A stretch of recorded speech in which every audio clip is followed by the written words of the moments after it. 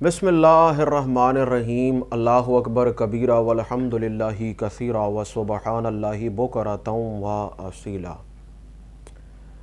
आमिलीन हज़रात ने एक मजलिस बनाई या इनफरादी तौर पर बैठे, किसी को बुला लिया और उसके सामने किसी रूह को हाजिर किया।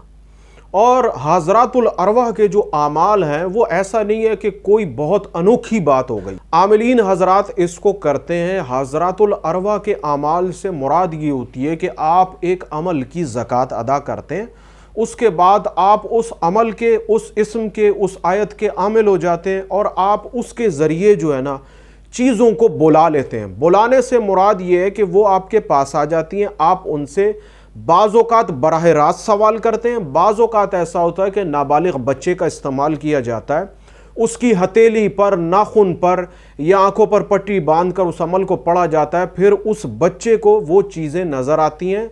आप उस बच्चे के ज़रिए सवाल करते हैं कि जी आप पूछें कि मेरी फ़लाँ चीज़ गुम हो गई है, वो कहाँ मौजूद है। फिर वो बच्ची उनसे पूछती है जो उसकी नज़रों के सामने मौजूद होते हैं, फिर वो उनसे पूछती है, फिर वो उस बच्ची को जवाब देते हैं और बच्ची आपको बताती है कि आपकी फ़लाँ चीज़ जो है वो घर के फ़लाँ हिस्से के अंदर मौजूद है, वहाँ से जाकर ले लें। ये आमाल होते हैं, इनकी हकीकत मौजूद है। मौजूदा दौर हाज़िर के अंदर ज़्यादातर लोग जो हज़रातुल अरवाह के आमाल का दावा करते हैं वो ज़्यादातर फ्रॉड करते हैं और फ्रॉड कर लेते हैं, क्योंकि उनको मालूम होता है कि जो मालूमात मुझे है, जो मेरे पास आ रहा है उसको नहीं है, मैं उसके साथ इस तरीके से गेम बनाकर खेल सकता हूं और वो खेल जाता है। और यही वो वजूहात हैं जिनकी वजह से ये जो एक रास्ता है, अमलियात का रास्ता, ये बदनाम तरीन रास्ता हो गया है।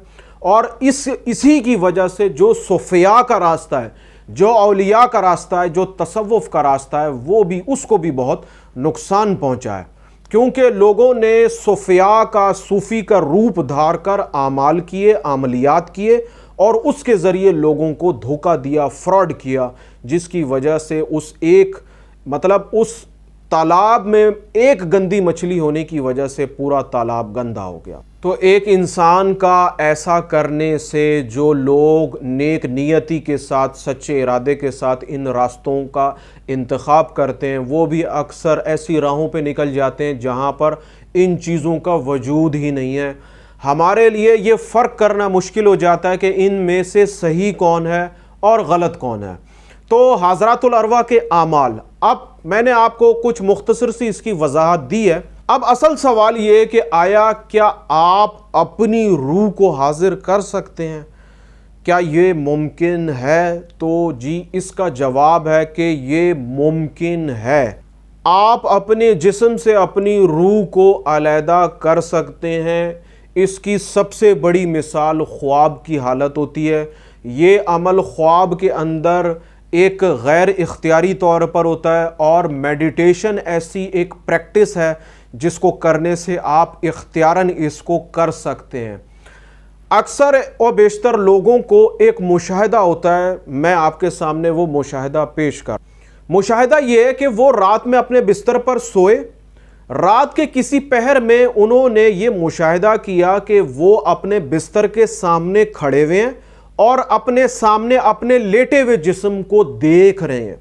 और ऐसा देखते ही उनके ऊपर वहशत तारी हो गई कि ये क्या हो गया, मतलब मैं ही लेटा हुआ हूं और मैं ही सामने खड़ा हूं, मौजूद हूं और देख रहा हूं कि मेरे सामने मैं ही लेटा हुआ हूं।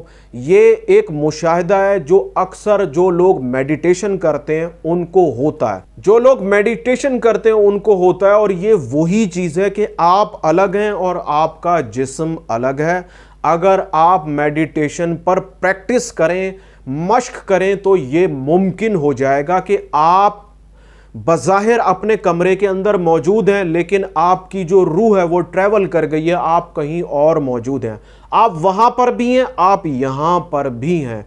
तो अपनी जिस्म से अपनी रूह को अलहदा करना ये मुमकिन है मश्क के ज़रिए। بعض لوگوں کے ساتھ ایسا ہوتا ہے کہ قدرت کی طرف سے ان کو یہ چیز یا یہ صلاحیت گفٹ ہوتی ہے، وہ بغیر میڈیٹیشن کے بھی کر لیتے ہیں۔ بعض لوگوں کے اندر یہ صلاحیت موجود ہوتی ہے، صرف انہیں کوئی ایسا رہبر نہیں ملتا جو ان کی باقاعدہ اس کے حوالے سے ان کی تربیت کر سکے۔ اگر روح علیحدہ ہو گئی، جسم علیحدہ ہو گیا، تو جسم زندہ حالت میں اپنی جگہ موجود ہے۔ اب آپ کو اختیار ہے، آپ کہیں بھی چلے گئے، کہیں بھی آپ موجود ہیں، لیکن وہ سب چیزیں جو ہیں وہ روحانی طور پر ہو رہی ہوتی ہیں، یعنی کہ روح کی دنیا میں ہو رہی ہیں یا لاشعور کے اندر ہو رہی ہیں۔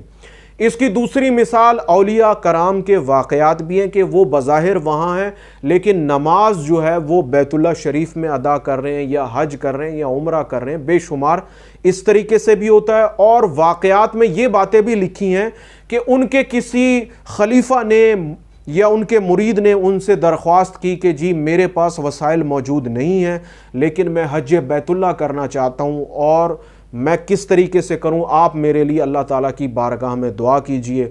وہ دعا بھی کرتے ہیں اور اس کے لیے محنت بھی کرتے ہیں، اور اسی طریقے سے روحانی طور پر وہ ان کی اس خواہش کرنے والی کی روح وہاں چلی جاتی ہے اور مشاہدہ کرتی ہے۔ ہمیں شاید یہ باتیں افسانوی لگیں، ہم سوچیں شاید یہ قصے کہانیاں ہیں، اس کی وجہ یہ ہے کہ کبھی ہم اس تجربے سے گزرے نہیں ہیں۔ جس دن ہم اس تجربے سے گزریں گے ہمیں اندازہ ہو جائے گا کہ ہم کیا کچھ کر سکتے ہیں، اگر اپنے طور پہ کریں یا کسی کی روحانی مدد کے ذریعے ایسا کریں تو ہمیں عجیب مشاہدات ہوں گے۔ موت کے وقت جو فرشتہ حضرت اسرائیل علیہ السلام جب جسم اور روح کو علیحدہ کریں گے تو پھر ان کا ملاپ یعنی کہ واپس ملنا ممکن نہیں ہوگا۔ اس کے علاوہ آپ جتنی دفعہ چاہیں اپنے جسم سے باہر آ سکتے ہیں، مشاہدہ کر سکتے ہیں، لیکن یہ تبھی ممکن ہوگا کہ جب آپ اس پر پریکٹس کریں، مشق کریں۔ مشق میڈیٹیشن ہے، میڈیٹیشن سے بہتر اور کوئی مشق اس میں ہو ہی نہیں سکتی ہے۔